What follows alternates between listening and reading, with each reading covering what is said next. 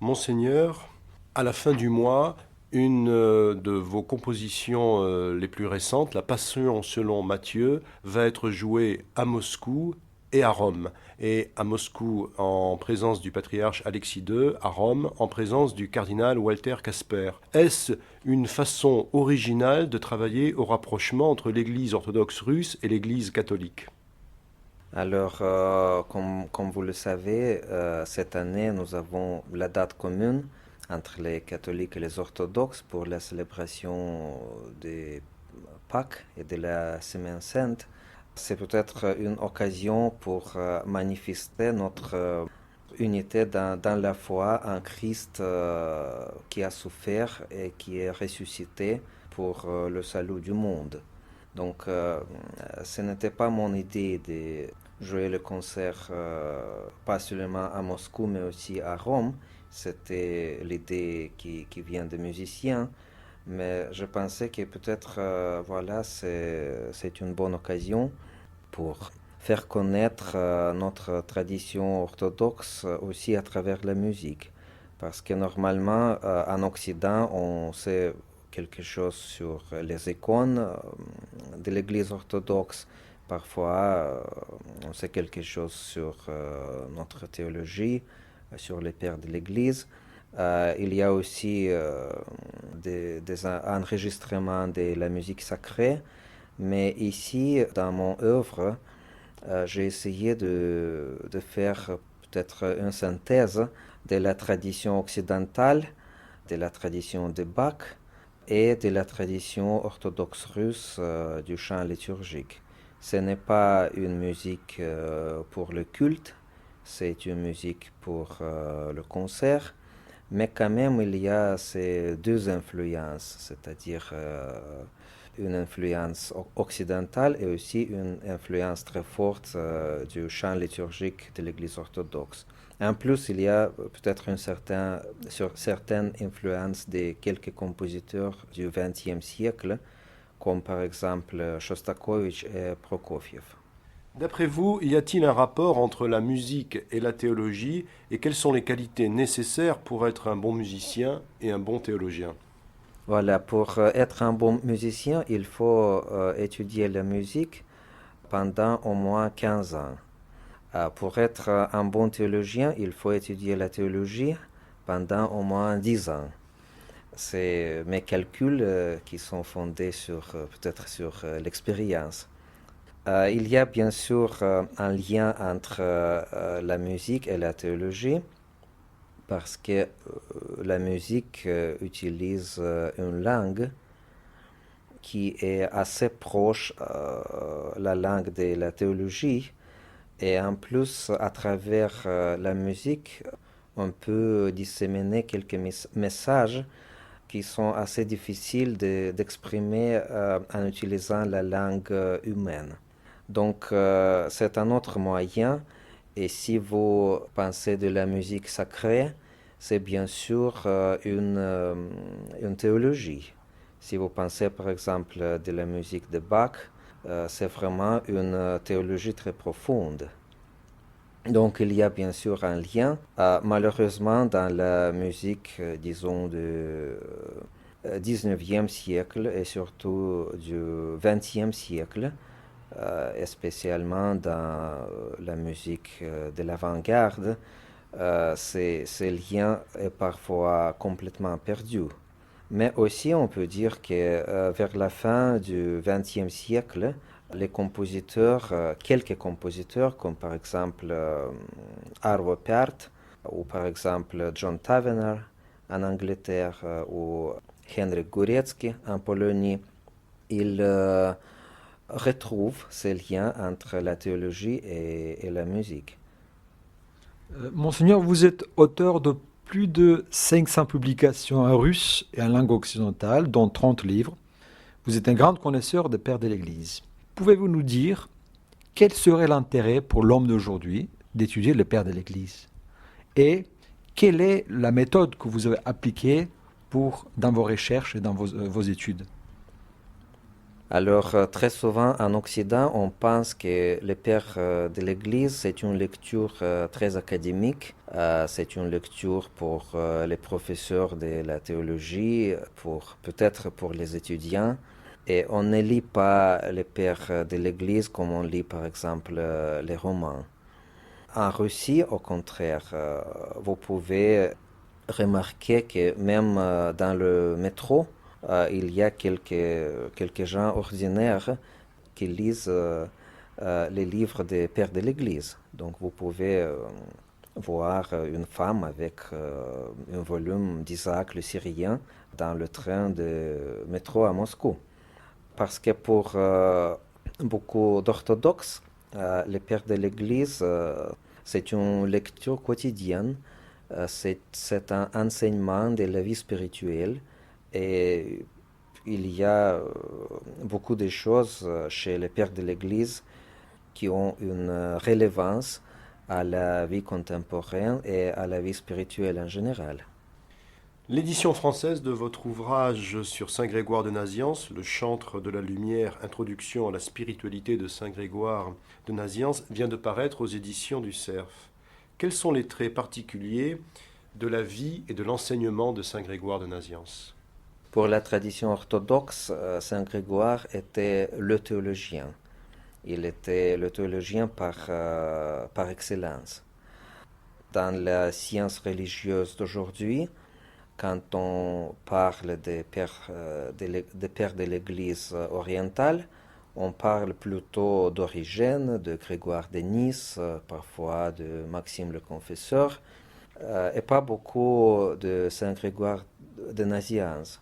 Tandis que pour la tradition byzantine, c'était Saint Grégoire de Nazianze qui était l'auteur le plus cité après la Bible pendant 10 siècles. Je pense qu'il y a quelque chose d'extraordinaire dans sa théologie parce que l'exactitude de sa pensée, de ses formulations sont extraordinaires. Quelques phrases de Saint Grégoire vous pouvez trouver dans les textes liturgiques de l'Église orthodoxe. Par exemple, quelques citations de ses homélies festales, vous trouvez dans les textes liturgiques. Saint Grégoire était un grand dogmaticien. Il a formulé la doctrine orthodoxe sur la Trinité. Il était vraiment un chantre de la Trinité. Et il a pris la Trinité dans une manière très personnelle. Plusieurs fois, il dit « ma Trinité », comme quelque chose de très, très proche, presque autobiographique. En plus, il était un grand maître de la vie spirituelle. Il était un grand écrivain, un grand poète. Donc, il y a beaucoup de choses en lui qui sont très, très, très intéressantes et très, très attirantes. Quels sont, selon vous, pour l'homme d'aujourd'hui, justement, dans la personnalité, dans la vie, dans l'œuvre de Saint Grégoire, ce qui pourrait être très utile pour cheminer dans notre vie chrétienne? C'est assez difficile à dire. Je pense qu'il était quelqu'un qui a écrit beaucoup sur lui-même. Et c'est très intéressant parce que ce que nous savons sur les saints et sur les pères de l'Église, c'est normalement quelque chose assez élevé, assez idéalisé. Tandis qu'ici, nous trouvons vraiment un homme qui écrit de lui-même, de ses émotions parfois, de ses espoirs et désespoirs. Mais à travers ces écrits, nous trouvons un homme vraiment très remarquable. Monseigneur, vous êtes également membre du comité de rédaction de la commission mixte pour le dialogue entre l'Église orthodoxe et l'Église catholique qui s'est réunie le 1er et 2 mars à Rome pour mettre au point la partie du projet discuté à Belgrade portant sur la question de l'autorité et de la catholicité. Quel est l'état de lieu de ce dialogue? Je voudrais tout d'abord remarquer que dans le comité de rédaction, c'est beaucoup plus facile que dans le comité mixte. parce que quand vous êtes 60 personnes, c'est presque impossible de travailler sur un texte. C'est très très difficile et c'était assez difficile à Belgrade, spécialement vers la fin de notre rencontre. Tandis que quand vous êtes 6 personnes, c'est une autre chose parce que vous pouvez formuler, reformuler, vous pouvez discuter. Et c'était en fait un exercice très agréable à Rome quand nous étions 6 membres du comité de rédaction. Au niveau théologique, bien sûr, il y a quelques questions difficiles entre les catholiques et les orthodoxes, quelques questions que nous avons héritées du passé, comme par exemple la primauté de l'évêque de Rome, la primauté dans l'Église universelle en général. Et c'est vraiment des questions très difficiles parce que pas seulement nous avons des accords entre les catholiques et les orthodoxes, mais aussi parmi les orthodoxes, il y a des opinions assez différentes sur le sujet de la primauté dans l'Église universelle. Donc, je ne vois pas comment nous pouvons trouver une solution de cette question très difficile entre nous les orthodoxes et entre les orthodoxes et les catholiques.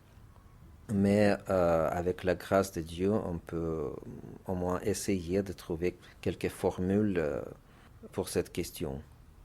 Monseigneur, vous avez également participé au séminaire international organisé sous le patronage de l'UNESCO qui vient de terminer aujourd'hui.